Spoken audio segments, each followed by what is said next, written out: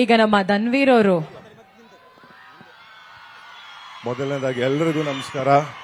ಅಣ್ಣ Hartley congratulations 25 ವರ್ಷ ಪೂರೈಸಿದ್ದಕ್ಕೆ ನಮ್ಮ ಕನ್ನಡ ಚಿತ್ರರಂಗದಲ್ಲಿ. ಹಾಗೇನೆ ನಮ್ಮಂತ ಎಷ್ಟೋ ಯಂಗ್ಸ್ಟರ್ಸ್ಗಳಿಗೆ ಒಬ್ಬ ಅಣ್ಣನಾಗಿ, ಅಂದ್ರೆ ನಮ್ಗೆ ಒಡ ಹುಟ್ಟಿದ ಅಣ್ಣ ತಮ್ಮಂದಿರಿರ್ಬೋದು, ನಮ್ಗೆ ಒಡ ಹುಟ್ಟಿದ ಅಣ್ಣನ ಪ್ರೀತಿ ಕೊಟ್ಟು ಆ ಸ್ಥಾನ ಕೊಟ್ಟು ನಮ್ಗೆ ಏನೇ ಒಳ್ಳೇದಾಗಿರ್ಬೋದು ಕೆಟ್ಟದಾಗಿರ್ಬೋದು ಈಗ ನಡ್ಕೊಂಡು ಹೋಗ್ರಿ, ಈ ತರ ಹೋದ್ರೆ ನೀವು ಬೆಳಿತೀರಾ ಅಂತ ಬುದ್ಧಿವಾದ ಹೇಳಿದಕ್ಕೆ ಥ್ಯಾಂಕ್ ಯು ಸೋ ಮಚ್ ಅಣ್ಣ.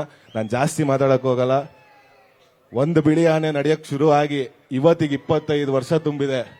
ಆ ಮಧ್ಯದಲ್ಲಿ 1000 ನಾಯಿಗಳು ಕಚ್ಚಕ್ ಬಂದ್ರು, ಬೊಗಳಕ್ ಬಂದ್ರು, ಎಲ್ಲಾರನ್ನೂ ತುಳ್ಕೊಂಡು ಅದ್ರ ಪಾಡದ ಜರ್ನಿ ಮುಂದುವರ್ಸ್ಕೊಂಡು ಹೋಗ್ತಾ ಇದೆ. ಈ 25 ವರ್ಷ ಅಲ್ಲ, ಇನ್ನ 50 ವರ್ಷನೂ ಈ ಆನೆ ಇದೇ ರೀತಿ ನಡ್ಕೊಂಡು ಹೋಗ್ಲಿ ಅಂತ ಕೇಳ್ಕೊಂತೀನಿ. ಥ್ಯಾಂಕ್ ಯು ಅಣ್ಣ. ಸೂಪರ್. ಮೊದಲನೇದಾಗಿ ಎಲ್ರಿಗೂ ನಮಸ್ಕಾರ.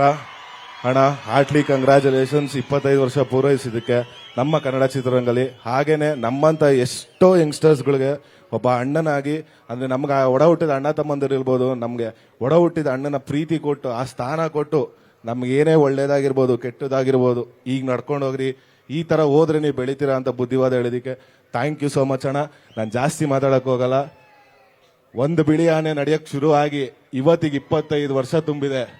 ಆ ಮಧ್ಯದಲ್ಲಿ 1000 ನಾಯಿಗಳು ಕಚ್ಚಕ್ ಬಂದ್ರು, ಬೊಗಳಕ್ ಬಂದ್ರು, ಎಲ್ಲಾರನ್ನೂ ತುಳ್ಕೊಂಡು ಅದ್ರ ಪಾಡದ ಜರ್ನಿ ಮುಂದುವರ್ಸ್ಕೊಂಡು ಹೋಗ್ತಾ ಇದೆ.